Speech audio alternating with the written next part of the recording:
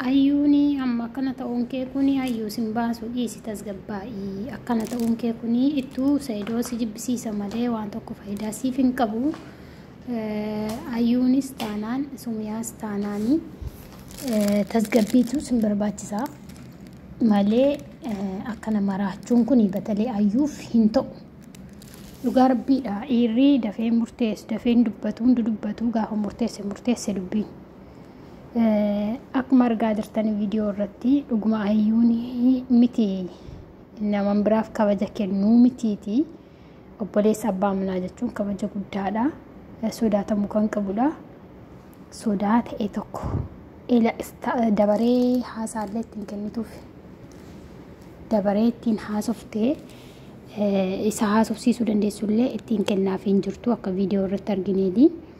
Ayyuuni Rabbi si asirreessu obboleettii kiyyaa akkanatti jireenyi hin ta'u.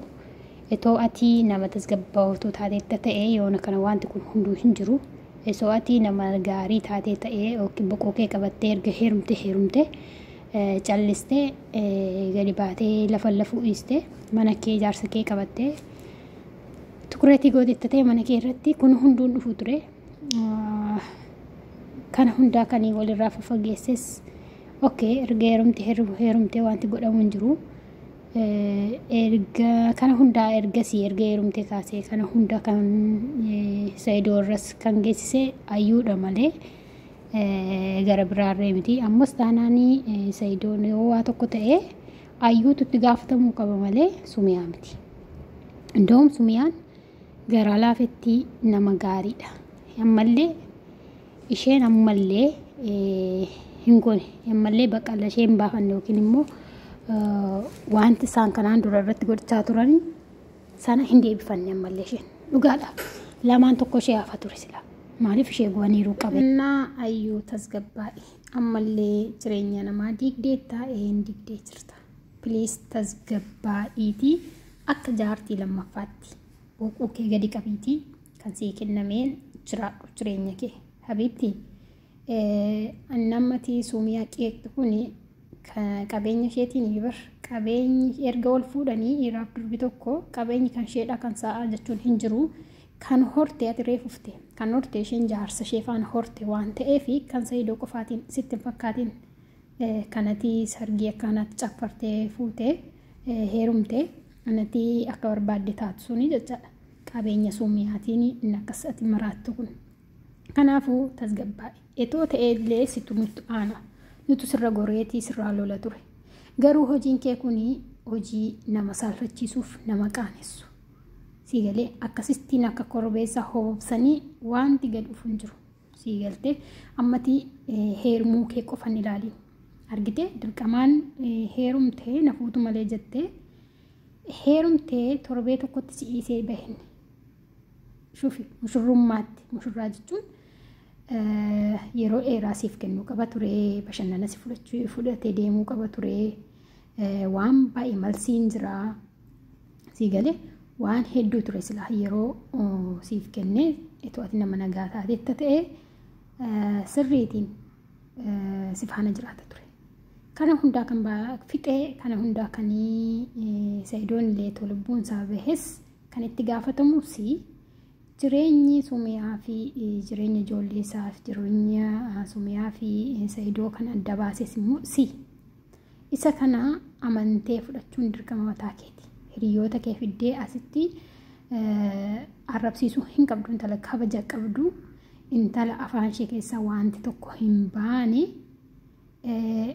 arrabsiisuu hin qabdu hiriyoota kee. Atillee gadi baatee nan kasasaa madarii eesh waliin faca'in giftii ko waliin faca'in. Saidoonuu namaa miti wallahi kan si faana jiraatu namaa miti. Gadi qabee si'eetu jiraata ta'e jiraadhu. Ito dhiira ta'e natu miiraa dallam inji.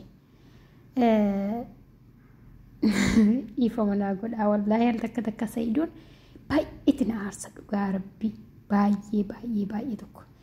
Ani itu ana ta'e akkamiin ta'a bakka Sumiyaa jedhee uf yaade. Qabeenya ana faana horate itu anaaf sargiin godhi bahee nama biraa faana caffara. Isheen gadda ufteef mana bitaa isheen gadda ufteef Ande kanii akkanni hojjete haafidu yuunni birriisaa sanayyuu kan mana keessatti qabee seeraan birriisaa ta'uun bittiin siin kan qabaa qabeenyaa godhe ko ana jaartii isaatiin.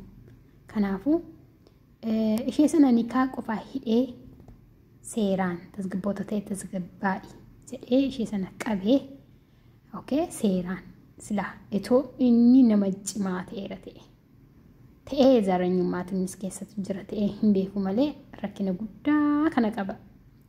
Intanaan Sayidoon ta'ee jaalala deebi'ee gara ijoollummaatti deebi'ee ta'ee hin beeku nama guddaadha. Abbaa ijoollee lama sadiitiyyuu tokko bakkeerraa qaba jedhanii badii guddaa qaba. Amma warra komentii irratti suumiyaatiin afaan bantan ijoolleen immoo wallaahi suumiyaatti dubbachuu mirgaa hin qabdan. Suumiyaa jechuun wallaahi nama qulqulluu kana. Indoom inta baqqalleeyyuu intalli ganaa hafallee akka kootti ganaa hafa Sayidoof tabaqqaluun ganaa hafa ture. Innis beekaadha. Achumaan callisee akka isheen naatu waan beekuufi hafuura isaallee oksate malee otoo yaraa ta'es gaarii ta'es silaa yoona kanan beekama ture. Beekaadha mucaan hafuura isaa kan oskate. Ayyuun kuni nurraa hidhamuu qabdi. Cicci godhamuu qabdi. Jaartii lammaffaatii seeraan jaarsa ishee haa qabattu. Ji'atti isaa ta'u torbeetti isaa ta'u kan bira deemu seeraan qabachuu qabdi. Gadi baatee dhimmatti facaasuuf hin qabdu akka beekala. Innaa sumiyaarraa hidhamuu qabdi isheen. Sumiyaatiin immoo sheexanaa maalii jechuun qabdu. Isheen suni aslan buneenu buni si'aa godhummayyuu yaa bune keellee jireenyi kee akka isaa diigamu inshaallah. Akkam ta'uu fi ammatii tooni jaarsi kee sirratti fuudhe inni annamaaf akkasuma raattu inni sirratti fuudhe akkam taata yaa bune tasgabbaa'i. Maali dhuguma itti sumiyaan bar ganaatu warramni kee hin dubbatiin bar kanii tanaan kee dubbatu fuulli kee nama arrabsu. Tasgabbaa'i bune yaa bune tasgabbaa'i.